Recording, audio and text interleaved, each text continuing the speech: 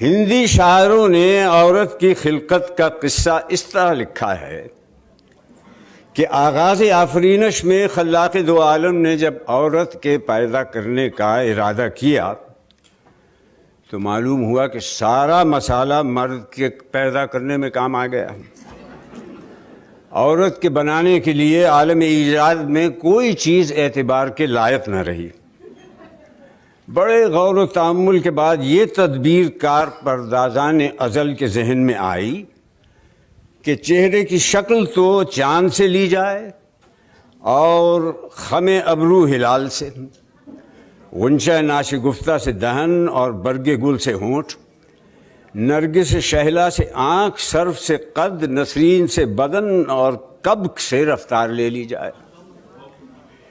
شب تار سے بالوں کی سیاہی اور درازی شب ہجراں سے بالوں کی درازی لے لی جائے، یاقوت سے ہونٹوں کی سرخی، پتھر سے سنگ دلی اور طوطے کی آنکھ سے بے مروتی مانگ لیں،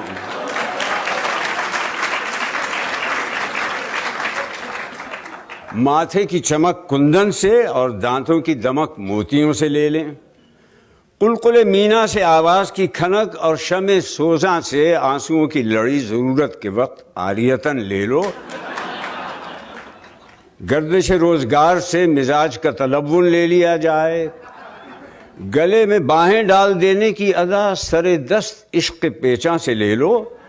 اور دیکھتے رہو کہ برگ گل پر جب قطرہ شبنم نسیم سحر سے جنبش میں آئے اس وقت اس کے دل کے دھڑکنے کی تصویر کھینچ لینا،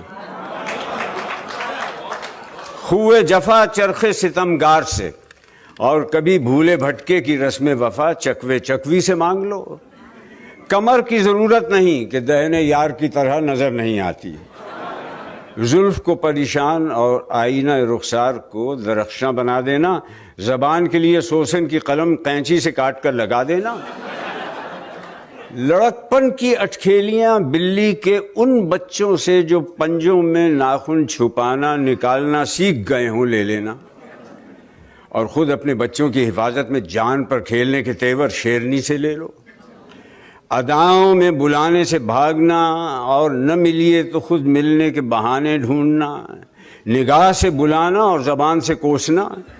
منہ نہ لگانے پر گلے کا ہار بن جانا اور ناز برداری کی جائے تو لاپرواہی کی شکایتیں کرنا، اور ایسی ہزار ناز و انداز کی باتیں کوٹ کوٹ کر بھر دینا۔ غرض ایسے ہی اجتماع ضدین سے عالم ایجاد کے نسخہ نویسوں نے یہ معجون مرکب یعنی عورت کو بنا کر مرد کے حوالے کر دیا۔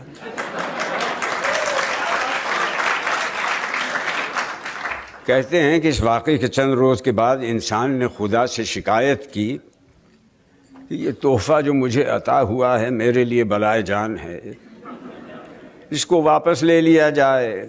اس نے میری زندگی اجیرن کر دی، اس کی زبان خدنگ نظر سے زیادہ تیز ہے، یہ بلا کی طرح پیچھے پڑی رہتی ہے، مجھے کسی طرف نگاہ اٹھا کر دیکھنے نہیں دیتی، اس کے مارے مجھ سے کوئی کام نہیں ہوتا، بے سبب خفا رہتی ہے، اس سے پیچھا چھڑانا مشکل ہو گیا، میری اس کی نہیں بنتی۔ حکم ہوا کہ اگر تمہاری اس کی نہیں بنتی تو تم اسے یہاں چھوڑ جاؤ۔ 2-4 دن ہی گزرے ہوں گے کہ حضرت انسان پھر خالق کے پاس حاضر ہوئے اور عرض کی کہ پروردگار، جب سے عورت چھٹی مجھے بڑی تکلیف ہے، رات دن اسی کا خیال رہتا ہے، گھر اجڑ گیا، زندگی کا لطف جاتا رہا، شب تار میں وہ چاند سا چہرہ رہ رہ کے یاد آتا ہے، پریشانیوں میں زلف پریشان کا خیال جو بندھ جاتا ہے تو پہرو نیند اچٹ جاتی ہے۔ ارشاد ہوا کہ عورت کو تم ہی خود چھوڑ گئے تھے نا، تمہارا جی چاہے پھر لے جاؤ۔ کیا دیکھتے ہیں کہ دوسرے تیسرے دن حضرت انسان پھر خدا کے پاس ہی عرض لے کر پہنچے کہ بندہ درگاہ کچھ عرض نہیں کر سکتا، بور کے لڈو کا سا حال ہے کہ کھائے تو پچھتائے، نہ کھائے تو پچھتائے۔ لیکن میں نے بڑے غور سے دیکھا کہ عورت سے اس قدر آرام نہیں جس قدر کی تکلیف ہے، حضور اسے رکھ لیں۔ فرشتوں کو حکم ہوا کہ اس احمق کو نکال دو، اس سے کہہ دو کہ جس طرح مناسب جانے کرے۔ اس پر انسان نے کہا حضور اس کے ساتھ تمام عمر کاٹنی مشکل ہے، جواب ملا کہ اس کے بغیر بھی تمہیں جینا مشکل ہو گیا تھا۔ اس کے بعد فرشتوں کو حکم ہوا کہ اسے بکنے دو، کارخانہ عالم میں اور بہت ضروری کام ہے، یہاں ایسی فرصت نہیں کہ کوئی بیکار کے جھگڑوں میں پڑے۔